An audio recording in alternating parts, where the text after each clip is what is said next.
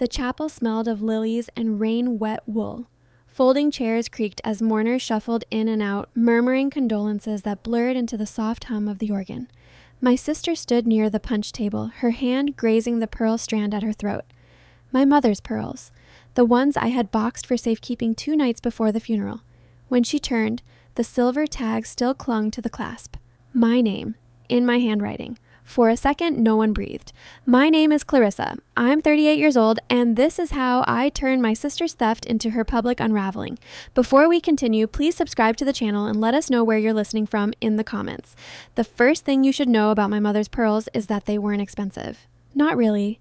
They weren't Tiffany or Cartier, just a classic cream set from Sears that she'd worn to every graduation, wedding, and Christmas since 1985. But to her, and to me, they carried decades of fingerprints. I used to sit on the edge of her bed when I was 8, watching her fasten them in the mirror, the scent of Jean Natte lotion and hairspray filling the room.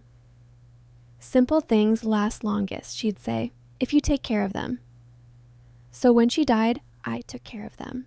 The night after the wake, I went to her house just outside Madison, that small beige ranch with the maple tree that shed early every year, and packed the pearls myself. They were sitting in the felt-lined Sears box on her dresser, right where she'd always kept them beside a chipped porcelain ring holder and her old prescription bottles. I wrapped them in soft tissue, taped the box shut, labeled it with a small square of silver cardstock, and wrote my name in permanent marker. I did everything by the book, just as Mr. Halverson, the estate lawyer, instructed for inventory. And yet, there they were, on Lana's neck. Under the fluorescent hum of the chapel lights, the pearls looked almost too bright, like they knew they weren't supposed to be there. The silver tag dangled near her hairline, reflecting just enough light to catch my eye. The sight of it made something cold and old wake up inside me. I was halfway to the punch table before I realized I'd left my napkin crushed in my hand. When she looked up and saw me coming, she smiled. That easy, rehearsed smile that had carried her through every room since we were kids. "Oh, this old thing?" she said, plucking at the strand, brushing her fingers across the tag as if it were lint. "You're wearing Mom's necklace," I said, my voice sharper than I intended. She hummed. "I thought it was the fake one. It was just sitting in the hallway, so..." She trailed off with a shrug. Ice cubes clicked against the wall of her styrofoam cup. 2 women from the church auxiliary board had paused mid-sip, pretending not to listen, but absolutely listening. "It had a label," I said quietly, "with my name." Lana tilted her head like a puzzled actress hitting her mark. "You can have it back later." "Geez, it's not like she's going to mind." She laughed, once, thin, nervous. Nobody else joined. It wasn't about the necklace, not just the necklace. It was about a lifetime of Lana taking what wasn't hers and somehow making it seem like I was the problem for noticing. Lana had always been the one people turned toward, even as a child. Blonde, outgoing, the kind of pretty that invited lenience. She'd miss curfew, and Dad would chuckle, spill red wine on Mom's new couch, and she'd giggle until Mom forgave her. When she moved to Chicago after college, she only came home twice a year. Yet, Mom still bragged about her to everyone. My glamorous city girl, as if Lana's absences were proof of success. Meanwhile, I stayed behind. I was the dependable one, the practical one. The one who balanced Mom's checkbook, who spent Friday nights reorganizing her medications, who drove her to every doctor's appointment. I was the one who found her in the recliner the night she died, her glasses sliding down her nose, the TV humming faintly with a late-night infomercial. But Lana got the spotlight. Even now, even here. Across the chapel, the pastor tapped the microphone. The organ softened. People shuffled into rows. Lana stepped forward with her perfect posture and her borrowed grief, pearls gleaming like a spotlight under stained glass. I didn't move. I stood near the back as the closing hymn began, watching her bow her head and clasp her hands, those pearls catching every flicker of candlelight. I could see the tag still dangling, as if even the necklace was trying to confess. When the final blessing ended, chairs screeched against linoleum. People began filing toward the casket for one last goodbye. Some nodded at me, some looked away. Then Marlene, one of Mom's bowling league friends, brushed past and murmured under her breath, "That necklace was meant for you, wasn't it?" I nodded. My throat felt like sandpaper. She squeezed my hand once. I thought so. The community hall next door had been set up for the reception. all checkered tablecloths, cold cuts, and lemon bars on paper plates. The coffee was already going stale in the urns, and the punch bowl looked watered down from too much melted ice. It smelled like ham and carnations. I drifted between conversations, half hearing the same phrases over and over. She was such a wonderful woman. At least she's at peace. She and your father are together now. I nodded when I had to, smiled when people looked my way, but my eyes kept finding Lana. She was near the ham tray, laughing too loudly, one manicured hand resting lightly on the pearls. She tilted her chin just enough to show them off, as if modeling in some unspoken contest. Every move she made felt staged, the kind of effortless grace she'd perfected after years of letting the world revolve around her. Then I saw Bethany, our cousin from Dad's side, freeze mid-sip of punch. Her eyes widened. She'd seen it. The tag. Her glance flicked from Lana to me, then back to the necklace. She didn't say a word, but her face said everything. That was enough. I turned toward the coat room, slipped inside, and pulled the folding door halfway shut. The air smelled like mothballs and old winter coats. Through a sliver of light between the hangers, I could still see Lana at the table. I lifted my phone, zoomed in, and snapped a photo. The pearls, the tag, the way they hung just off-center against her neck. Unmistakable. Then, slowly, I hit record. The camera caught Bethany leaning toward her husband, whispering something. He frowned, looked over. His mouth twitched. Around them, a ripple of quiet unease spread through the tables, small, polite murmurs that didn't belong at a funeral, the kind of whispers that start when something doesn't fit the room. I stopped recording after 2 minutes. My hand was shaking. I didn't feel proud or satisfied. I just felt tired. This was a funeral, after all. Mom's funeral, the last place I ever wanted to confront my sister. But the truth had already escaped the box. Everyone could see it, and Lana couldn't stuff it back in. When I walked out, the tone of the room had changed. People still smiled at her, still chatted, but their warmth had cooled. Conversations ended a little quicker. Compliments felt rehearsed. The pearls had become a question mark around her throat, and I wasn't done. I waited until the room thinned out before approaching Mr. Halverson, the estate lawyer who sat in the corner near the coffee urn folding a napkin with slow precision. He looked like a man born to hold briefcases. Neat, careful, a little too calm. "Did you bring the will with you?" I asked. He blinked, adjusting his glasses. "The original's in the safe, but yes, I have a copy in the car. Why?" "I think there's already been a breach." His back straightened. "Something missing?"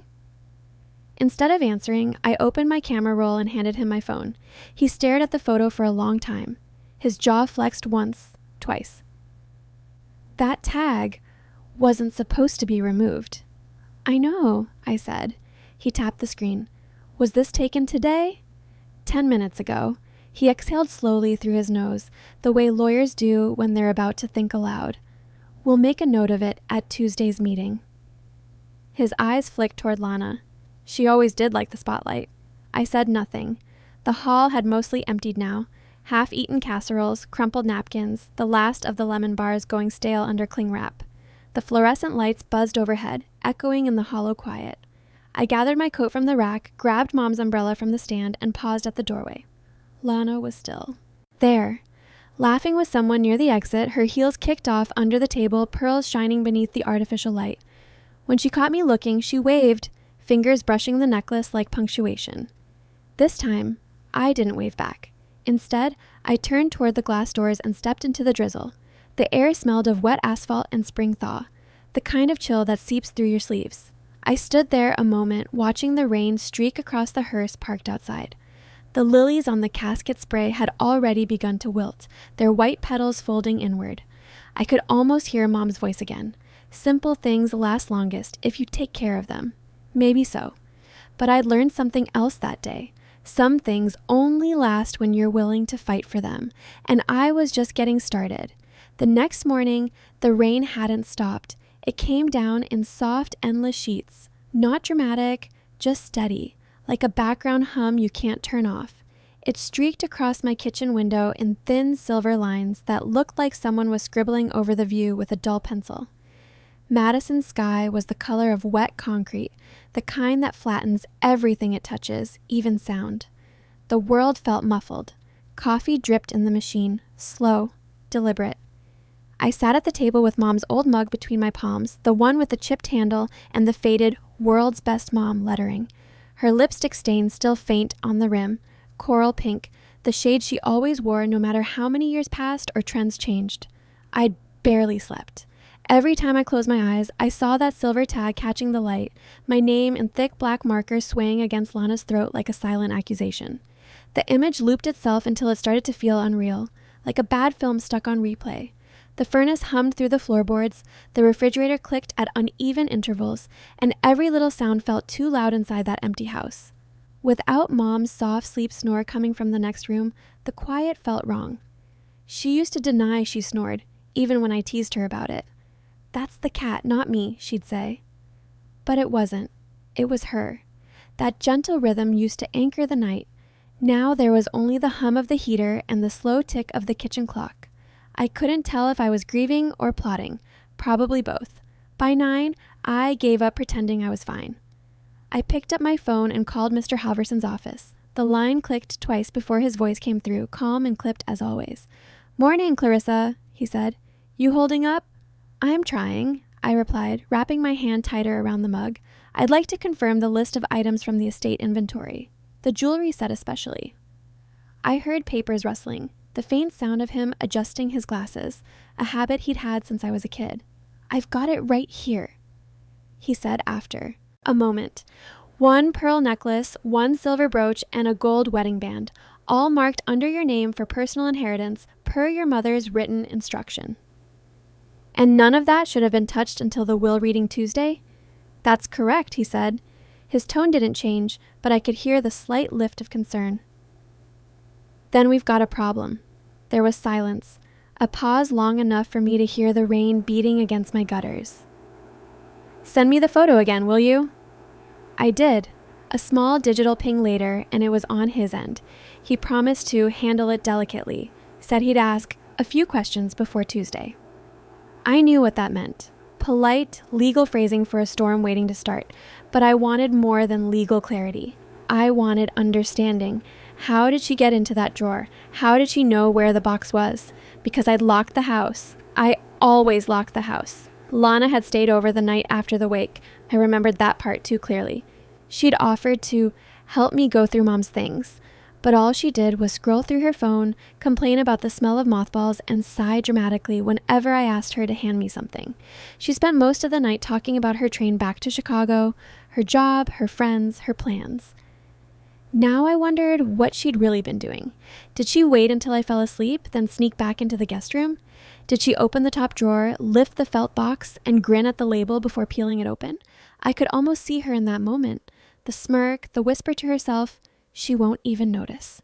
I tried to shake the image, but it clung to me like damp air. That night, after a dinner I barely tasted, I walked into the guest room. The faint scent of detergent still hung in the air from when I'd washed the sheets for her. The dresser sat quiet against the far wall. I opened the top drawer. Inside, the fabric was smooth and untouched except for one thing, the faint rectangular indent where the jewelry box had been. I traced the shape with my fingertips. Then I saw it, a scratch near the drawer handle, thin, fresh, pale wood exposed beneath the varnish. It hadn't been there before. I pulled the drawer all the way out and set it on the floor. The faint smell of lavender tissue paper lingered in the empty space. I sat there until my legs went numb, staring into that hollow gap like it could answer me. The next morning, I drove to the church. The rain had slowed to a drizzle, but the air was heavy and cold, the kind that seeps through your coat no matter how tightly you pull it closed. They were still taking down the floral stands from the funeral. The scent of lilies clung to everything, sweet, decaying, persistent. Inside, the janitor was sweeping near the back pews. A soft-spoken man named Ernie, mid-50s, with a limp and the kind of face that had seen more kindness than trouble. "Morning, Miss Clarissa," he said when he spotted me. "Sorry for your loss." "Thank you," I said, stepping closer. "You were working the reception, right?" He nodded, setting the broom against a pew. "Do you remember seeing my sister, Lana, wearing a pearl necklace?" He squinted, thinking. "Can't say I didn't. Shiny thing, real eye-catcher. Folks whispered about it, said your mama would have liked to see it one last time." He smiled faintly, then frowned. "Funny, though," he added. I saw her fussing with something near the punch bowl before people came in, dropped her purse or something, seemed nervous. That word hit me like static. Nervous. Do you know if she went into the coat room? I asked. Oh, sure, he said. Twice, I think. Once before the pastor started, once after. He leaned on the broom. Said she left her phone charger in there. You think she took something? I didn't answer, not right away, because suddenly I remembered something else. Something small and sharp. When I'd gone into the coat room during the funeral, I'd noticed my spare house key missing from the clip I kept inside my purse pocket. I'd brushed it off, assumed I'd misplaced it, told myself I'd find it later. But now it made sense. If she had that key, she could have gone into my house that morning, while I was still at the chapel arranging flowers. I left the church feeling like the ground beneath me had tilted a few degrees off balance. The drive home was quiet, except for the wipers slapping rhythmically against the glass. That night, I printed the photo I'd taken at the funeral, the one where she wore the pearls. I slipped it into a manila folder along with a copy of Mom's will and the jewelry appraisal receipt. Then, on a yellow sticky note, I wrote 3 words, chain of custody. I wasn't planning a war, not yet, but if Lana wanted to turn this into a game of possession, I'd play it the one way she couldn't win, on paper. The next 2 days passed in a slow, methodical blur. I gathered evidence the way other people gather groceries, screenshots of our last text exchange about Mom's belongings, a timestamp from the security camera mounted on the post office across from my street, a small gray box I'd always ignored. It had a clear angle towards my driveway. I submitted a request for the footage citing property verification. It took 12 hours. By evening, the clerk emailed a still frame. 8:46 a.m., the morning of the funeral. A dark blue sedan pulling into my driveway. Lana's car. I zoomed in until her license plate blurred into a smear of pixels, but I didn't need confirmation. My heart sank and flared all at once, the twin feeling of betrayal and validation. She hadn't acted on impulse. She'd planned it. She'd timed it. She'd known I'd be gone. The funeral, the outfit, the perfect shade of her, dress matching the pearl tone. All of it orchestrated. By Tuesday, I was ready. Mr. Halverson's office sat on the corner of Main and Dayton, an old brick building with a brass plaque out front and a faint smell of old paper inside. I wore a plain black dress and flats. Quiet, unremarkable, like armor disguised as modesty.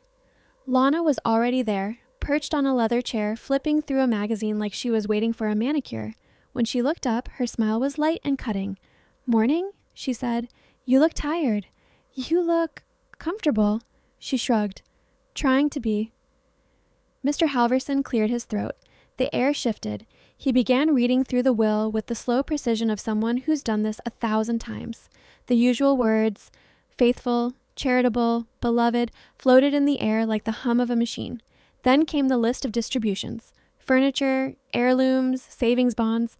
Lana leaned back, legs crossed, pretending to be bored. Then, "The pearl necklace, gold band, and silver brooch," he read, "are designated to Clarissa Ann Watkins." Lana's head snapped up. "I thought the pearls were supposed to be mine," she said quickly, voice rising just enough to sound incredulous. "That's not what your mother wrote," Mr. Halverson replied. His tone stayed level, but the pause afterward carried weight. "Well, she told me differently," Lana insisted. He raised a hand gently. "We go by the written statement, not recollection. It's signed, dated, and witnessed." The silence stretched thin. Lana folded her arms. The pearls, still on her neck, caught the light from the window. "Fine," she said at last. "Then I'll give them back." "You don't need to," he said evenly. "They were never legally yours to give." I didn't smile. I didn't even blink. I just reached into my bag, pulled out the printed photo, and slid it across the table. "She wore them at the funeral," I said quietly, with the tag still attached. Lana's color drained. "That's ridiculous," she stammered. "I thought—" Mr. Halverson lifted his glasses, studied the photo, and sighed through his nose. "I'll be adding this to the file," he said. "I'm afraid that complicates things." "You're seriously making this about a necklace?" Lana shot back. "It's about respect," I said, "and proof." Her chair scraped across the hardwood as she stood. The sound cut through the room like a blade. "You always wanted to make me the villain," she said, voice trembling at the edge. "Guess this time you got your wish." Then she was gone. door swinging shut behind her, heels striking down the hallway. Mr. Halverson didn't look up for a moment. When he did, his expression was soft with something between pity and understanding. "She's going to regret that," he said quietly. "I'll handle it formally." I nodded, but as I gathered my folder, I knew I'd already begun handling it in my own way, because tucked in that same folder, behind the will copy and appraisal, was something she didn't know existed. Mom's handwritten note I'd found pressed behind the felt lining of the jewelry box. Just a few fading words in her familiar looping script. To the daughter who never took what wasn't hers. Love, Mom. I traced the ink with my thumb. That note wasn't just a message, it was a verdict, and the next family gathering would be its reading. The church's stained glass windows caught the morning light like fractured memory, soft, uneven, strangely cold. Patches of amber and blue spilled across the hallway floor, trembling slightly whenever the clouds shifted outside. I stood just beyond the fellowship hall doors, coat buttoned to my throat, the manila folder pressed under my arm as if it might dissolve if I let it breathe. Inside were three things that felt heavier than paper. The printed photo of Lana at the funeral wearing the pearls, the time-stamped still of her car in my driveway, and Mom's handwritten note, the one no one else knew existed. I hadn't told Mr. Halverson. Not yet. Some truths needed silence first. Silence makes people lean in. The family meeting, as Lana called it in the group text, wasn't supposed to be formal. She'd written, "Just a simple brunch. Closure. Nothing heavy." She even added a heart emoji. I remember staring at that tiny red symbol, thinking how absurd it looked next to Mom's name in the subject line. When I pushed open the fellowship hall door, the smell hit me. Coffee, lemon disinfectant, and sheet cake frosting. The same smell from the funeral reception, still faintly trapped in the curtains. Someone had spread plastic tablecloths over the folding tables again, blue this time instead of white. Biscuits steamed in metal trays. Fruit salad glistened under fluorescent lights. And at the center sat a sheet cake with piped white frosting. In loving memory, 1951-2025. The 5 looked smudged, as if someone had started to write a 6 before correcting it. Lana was already there, arranging napkins and pretending she wasn't performing. She wore a crisp white blouse with tiny gold buttons and new perfume that smelled faintly like gardenia and ambition. Around her neck, a small gold chain, delicate, modest, not the pearls. Interesting choice. Her eyes flicked toward the folder under my coat. "We're just eating, Clarissa," she said, voice light but edged. "No need to bring homework." "It's Mom's writing," I said. For a heartbeat, something passed over her face, an involuntary flinch, maybe surprise, but then the smile reset itself, polished, social. "You always were dramatic," she said. I took a seat near the end of the table where the stained glass light pooled across the floor like a melted rainbow. Bethany and her husband sat opposite. Aunt June from Milwaukee had driven in that morning, her coat still damp from drizzle. Uncle Rob was beside her, already working on his second cup of coffee. He hated confrontation, but never left before dessert. We began with a prayer, the kind everyone mumbles, but no one really hears. Lana bowed her head a fraction too long, as though auditioning for sincerity. Plates clinked, biscuits were passed, and small talk filled the air. Weather, travel, condolences recycled one last time. Then, once the plates settled, Lana stood for her little speech. "I just want to say how grateful I am," she began, voice syrupy. "Mom always said family was what grounded us, so thank you for coming to honor her traditions." She sat, smiling like she'd done something noble. That was my cue. "There's something everyone should see," I said. The scrape of forks stopped. Conversation thinned. Aunt June blinked. Uncle Rob cleared his throat the way he did before uncomfortable things. "These pearls," I continued, keeping my voice steady. "The ones Lana wore at the funeral. They were meant to be passed down after the will was executed. They were labeled, sealed, and still she wore them before Mom was even in the ground." "Clarissa, let me finish." I opened the folder and laid the first sheet on the table, the printed photo. Lana mid-laugh, pearls shining, the silver tag catching light just beneath her hair, my name visible in thick black marker. Bethany leaned forward, her mouth parting. "I knew I saw something," she whispered. I slid the next page across, the still from the post office camera, date and time in the corner. 8:46 a.m. Morning of the funeral. A blue sedan in my driveway. Uncle Rob squinted. "That your house?" I nodded. She had a key. I kept it clipped in my purse. After the service, it was gone. Lana's jaw tightened, the smile gone now. This is petty. No, I said quietly. This is documented. Then I unfolded the smallest paper, the one I hadn't shown anyone. Mom's note, blue ink faded, but her handwriting unmistakable. My throat closed around the words, but I read them anyway. To the daughter who never took what wasn't hers. Love, Mom. The room changed, not dramatically, no gasps, no outbursts, just a slow drop in temperature. Even the fluorescent light seemed to hum quieter. Lana blinked hard, then laughed once, brittle. She probably meant you took care of her prescriptions, or her rides to church. That's what you always use to leverage people, right? Your helpfulness. I met her eyes. Mom knew what you were capable of. That note wasn't a compliment. It was a safeguard. Bethany looked between us. Is that legally binding? No, I said.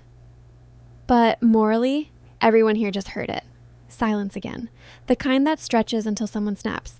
It was Aunt June who broke it. Her voice trembled slightly, but her words landed solid. I was with your mother the week before she passed, she said. She told me she was worried Lana might try to claim something shiny. Her exact words. All eyes swung toward her. Lana's face flushed crimson. Are you serious? Aunt June didn't blink. Deadly. Something inside Lana cracked then. You could hear it in her voice, the tremor beneath the outrage. You're all just ganging up because she has her sad little evidence folder and I didn't want to live in Madison like the rest of you.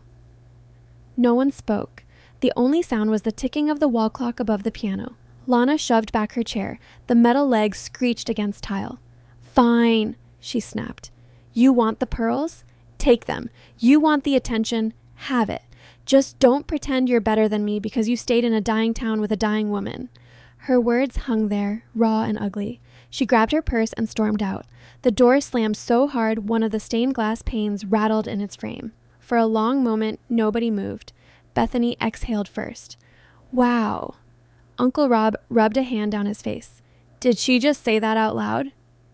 I gathered the papers slowly, folding the note with care, sliding it all back into the folder. My hands didn't shake. Mr. Halverson had asked me once what I really wanted. Justice, apology, ownership. I hadn't known how to answer then. Sitting there, listening to the echo of the slammed door, I finally understood. Clarity. That was all. The kind you can't buy or argue for. The kind that settles once truth has spoken loud enough. The meeting dissolved after that. People left in small, murmuring clusters. Aunt June hugged me tightly at the doorway. Bethany squeezed my arm. Even Uncle Rob mumbled something about finally seeing things clear. I didn't trust myself to respond. Outside, the rain had started again. Thin needles against the church's tin awning. I stood beneath it, the folder tucked close, watching the gray blur swallow the parking lot. Lana's car was already gone. Later that week, a padded envelope arrived at my door. No return address, no note. Inside, wrapped in a single piece of tissue, lay the pearls. The strand was slightly tangled, the clasp bent, the tag still attached. My name, creased but legible. I sat at the kitchen table and stared at them for a long time. The house was silent except for the steady tick of the clock and the faint whisper of rain on the window. I didn't cry, I didn't smile. I just lifted the pearls once, feeling their familiar coolness against my skin, and placed them back in the felt-lined box. Then I slid the box into the top dresser drawer, right where it had belonged all along. Tuesday came with an unexpected frost, the kind that sneaks in overnight and turns the world glassy before you wake. Every car on the block looked dusted with powdered sugar, and the air carried that crisp, metallic bite that belongs more to February than spring. I sat in my Toyota with the heater humming low, breath fogging the windshield in soft bursts. The windows were painted in thin white lace, delicate, temporary, impossible not to ruin when you touched it. The manila folder lay across my lap, edges worn from too much handling. I hadn't meant to bring it again. I'd told myself I wouldn't. But I'd learned something in the days since the family meeting. Truth doesn't just sit quietly in drawers waiting to be discovered. It follows you. It presses on your ribs. You carry it, whether you want to or not. I turned off the engine, listening to the tick of the cooling metal, then stepped out into the brittle cold. My shoes crunched over the frosted pavement. Every exhale left a small white ghost in the air. Mr. Halverson's office looked the same as it always did. Neat rows of blinds, brass nameplate polished to a dull gleam, the faint smell of coffee that had been reheated too many times. But the warmth inside hit harder than usual, probably overcompensating for the weather. It wasn't comforting warmth. It was the kind that made your skin prickle and your thoughts scatter. Lana was already there. She sat in one of the waiting room chairs, her coat folded across the arm like it belonged there, her leg crossed too tightly over the other, posture rigid. She scrolled on her phone, thumb flicking faster than necessary. The glow of the screen painted her face in cold light. She didn't look at me. I didn't sit beside her. This wasn't a reunion. Mr. Halverson appeared in the doorway of the conference room and gave us the same professional nod he always did. "Ladies," he said, "let's begin." Inside, the room was too bright. The blinds were half open, sunlight reflecting off the polished table in thin, harsh stripes. A second woman sat near the head of the table. Dark blazer, notepad open, pen poised like a weapon. Her expression was unreadable. "This is Ms. Royce," Mr. Halverson said, gesturing toward her, "from the Estate Oversight Board. She's here to witness documentation and confirm no further breaches of asset distribution." Lana blinked, her hand pausing mid-scroll. "That's new," she said. "Standard procedure," Halverson replied, "especially after visual evidence and early possession." Her shoulders stiffened. The phrase visual evidence landed like a door closing. I didn't say anything. I just took my seat across from her, the folder resting quietly between my hands. Ms. Royce spoke next. Her voice was smooth, deliberate, the voice of someone used to being obeyed. "We're going to confirm the chain of custody for the contested item," she said, "and then review the formal statement from the Testator's Council." Lana leaned back, crossing her arms. "You mean the pearls?" she said. Again. Mr. Halverson opened a separate folder, his glasses, sliding halfway down his nose. "Item in question. Single-strand freshwater pearl necklace. Appraised value $3,200. He began, his tone steady as a courtroom transcript. Original case stored at 145 West Arbordale Lane. Inventory tag labeled Clarissa Watkins attached at time of sealing. Evidence of early use submitted in photographic and testimonial form. Video excerpt from funeral reception confirms unauthorized display prior to reading of will." He paused, tapped his pen once against the tabletop, and let the silence stretch. "Given the above," he continued, "we're initiating a posthumous clarification clause. And this," he turned toward me, "is where I'll let you speak, Clarissa." I opened my folder slowly, letting the paper whisper against the cardboard. The handwritten note rested on top. The ink was faint, almost blue-gray now, and the fold lines were permanent. I slid it across the table, careful not to look at Lana when I spoke. "Found inside the original case," I said. Ink matched to my mother's usual pen, folded behind the felt lining. Lana's laugh came sharp and small. "Oh, come on!" Ms. Royce lifted one hand. She didn't raise her voice, didn't even look irritated, but the gesture froze the air. "The document will be reviewed for intent," she said calmly, "not legality. If it provides insight into the decedent's wishes, it will be considered a moral directive." Lana scoffed. She could have written that any time. I met her eyes. "She could have, but she didn't show you." That landed like a quiet hit. Lana's jaw shifted. Ms. Royce unfolded the note and read it silently. Her eyes didn't skim. They lingered on every word as though tasting them.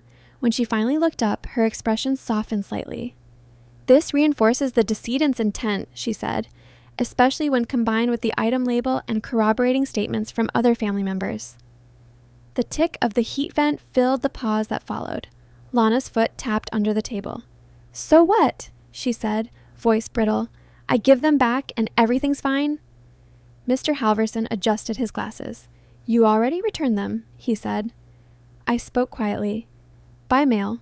No apology. No note." Lana exhaled sharply through her nose. "Oh, I'm so sorry," she said, tone dripping with sarcasm. "Was I supposed to lick the envelope with tears?"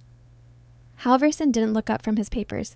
"You were supposed to respect your mother's legacy." That sentence sat heavy in the air. No one dared move. Even Ms. Royce's pen stopped. Finally, she cleared her throat, flipping to a new page on her pad. The board recommends no further distribution be made to Ms. Lana Watkins until all remaining inventory is verified, sealed, and witnessed, she said. Assets will remain in trust pending final review. Lana's voice flattened, almost childlike. That's not fair. Miss Royce looked at her evenly. It's not personal. It's procedural. For a moment, Lana didn't move. Then, with slow precision, she stood. She lifted her coat from the chair, draped it over her arm, and looked between us. You've all made me out to be some kind of villain, she said. No one responded. Then her voice softened, smaller, almost fragile. She always loved you more, you know. It was the first honest thing I'd heard her say in weeks. I met her eyes. No, I said quietly. She trusted me more. That's different. Something in her expression flickered. Anger, hurt, maybe understanding. She didn't slam the door this time. She just pulled it closed behind her, the latch clicking softly, like someone admitting defeat or confession. The silence that followed felt strangely weightless. Mr. Halverson leaned back in his chair and rubbed the bridge of his nose. You did well, he said. I didn't feel like I'd won. Not really. Because this wasn't about victory. It was about verification. Closure, maybe. Or proof that I hadn't imagined years of imbalance. As I gathered my folder, his voice echoed faintly in my head. You did well. But the truth was, I didn't feel triumphant. Just emptied out. Because the last thing Mom ever said to me, really said, before the hospital haze swallowed her, was 2 weeks before she passed. I'd been folding her laundry, setting out peach yogurt on the tray beside her bed. The late afternoon sun filtered through the blinds in thin gold bars. Don't let your kindness make you quiet, she said. I looked up, half smiling. What do you mean? She rested her hand over mine, her skin cool and fragile. You see things, she said softly. You always did. You don't have to pretend not to. At the time, I'd nodded, not really understanding, but now I did. The pearls were never about pearls. They were about perception. About the things we let slide, the small thefts we excuse until they become habits. Mom had known. She'd seen it long before I had. That note, that one small folded paper, wasn't just a message. It was a map, a way to make sure the truth didn't die with her. That evening, as dusk settled over Madison and the frost began to return, the phone rang, Bethany's number. I heard, she said when I picked up. Aunt June told me everything. She's proud of you, you know. I hesitated. Mom? All of us, she said softly. My eyes drifted toward the dresser in the hallway. The velvet box sat there, small and patient, like it was waiting for permission. Thanks, I said. You should wear them sometime, Bethany said, not out of spite, just because she meant you to. I didn't answer. I didn't have to. After we hung up, I walked over to the dresser. The room smelled faintly of lavender and cold air. I lifted the lid of the box and stared at the pearls. They caught the lamplight like tiny frozen moons, their surfaces smooth but imperfect, small nicks and uneven tones from years of wear. I reached out and let them slide through my fingers, one by one, their coolness seeping into my skin. They didn't feel like victory. They felt like truth. Fall bled quietly into winter in Madison. The seasons didn't so much change as fade into each other, like watercolor left too long in the rain. The oak trees behind my house dropped their last stubborn leaves one by one, slow motion surrenders that spiraled across the yard until the grass disappeared beneath a brittle brown carpet. By December, the air smelled like wood smoke and salt-crusted sidewalks, that particular Midwestern scent of thaw and freeze again. Every porch on my block glowed faintly with blue and white holiday lights, their reflections trembling on the wet asphalt. It had been a month since the estate meeting. The world had kept moving. Grocery runs, work calls, the slow tick of ordinary life, but something in me had shifted. I no longer flinched at the thought of my phone lighting up with her name, not because I didn't care, because I didn't need to. Lana hadn't called. She hadn't shown up for the final family gathering either. Aunt June had received a voicemail, short, clipped, half-performed. Just need some space. The cold doesn't agree with me. It wasn't an apology, it was an escape clause. Typical Lana. Always allergic to consequence. But I wasn't waiting on her anymore. Some truths don't come wrapped in ribbons or dressed in apologies. They don't arrive with closure written neatly across the top. They just settle into your bones until you start carrying them like weight, steady, grounding, unspoken. That week, I finally did what Bethany had urged me to do. I opened the dresser drawer, took out the velvet box, and lifted the pearls from their nest. The clasp felt colder than I remembered. I looped the strand around my neck, careful not to twist it, and listened to the faint, familiar click as it locked beneath my collarbone. I didn't wear them for show, not for victory or spite. I wore them because my mother had wanted them to live beyond her, not as trophies, but as testimony, as memory. The day was clear and brittle, the sky washed thin. I parked near the square and walked through downtown, gloved hands tucked into my coat pockets, the pearls hidden beneath my scarf. The city hummed with that quiet holiday energy, store windows filled with tinsel and discount signs, strangers murmuring through wool scarves, the air alive with the smell of cinnamon and diesel. At the cafe near the courthouse, I ordered coffee, black, no sugar, and stood waiting while the steam fogged my glasses. That's when I heard a familiar voice. "Clarissa?" I turned. Marlene from Mom's Bowling League stood at the counter, holding her checkbook in one hand and a reusable cup in the other. Her gray hair was tucked beneath a red knit hat, her coat dusted with snow. "Marlene," I said, surprised by how warm my voice sounded. Her eyes dropped to my neck. She froze mid-breath. "Those are hers, aren't they?" "They are," she smiled, small but sure. "I remember her wearing them to church when you were about 10, said she'd pass them to the one who held the family together. Guess she knew what she was doing." Something caught in my throat. "She usually did." Marlene nodded. "Your mom was a quiet one, but she didn't miss much." She gave my arm a gentle squeeze before collecting her coffee and leaving, boots squeaking against the salted floor. I sat down by the window, watching people hurry past. Faces blurred by frost and emotion. The world looked distant through that glass. Maybe peace always feels a little like distance. Not cold, just detached enough to breathe again. After coffee, I stopped by the florist near the post office. The woman behind the counter was trimming pine boughs, her hands moving through green and white like she was painting with them. "Looking for anything special?" she asked. "Lilies," I said. "Winter white, if you have them." She smiled softly. "For someone particular?" "For my mother?" She didn't ask more. She wrapped the stems in brown paper, tied them with twine, and handed them over like a small ceremony. The drive to the cemetery was slow. The heater rattled, the wipers squeaked rhythmically across the windshield. By the time I arrived, a thin crust of snow covered everything. The kind that crunches when you step on it, but melts instantly on your glove. The air smelled faintly metallic, clean in a way only cold can be. Mom's grave sat near the back of the hill, beneath a crooked maple stripped bare for the season. I brushed the snow from her headstone with my gloved hand. The carved letters were clean and simple. Carolyn Watkins, 1951-2025, beloved mother, quiet force. She'd chosen the phrase herself when the funeral director had asked what to inscribe. I'd wanted to add something, maybe devoted, maybe kind, but she'd shaken her head gently and said, "Quiet force, that's enough."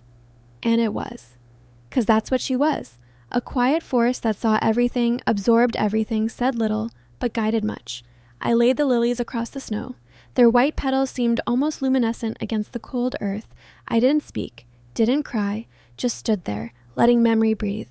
I could still hear the texture of her voice reading bedtime stories, the rhythm of her sentences, that little hum she made on the last word of each page.